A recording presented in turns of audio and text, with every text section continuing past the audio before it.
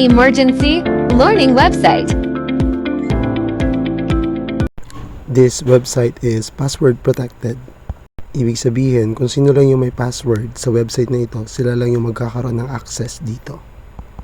Meron din itong verification features to make sure na talagang tao yung gumagamit ng website. Once meron ng access ang website sa user, he or she will be directed to the front page of the website. The front page of this website provides information kung tungkol sa anong website na ito. Then, by clicking the start button, the user will be directed to the subject areas.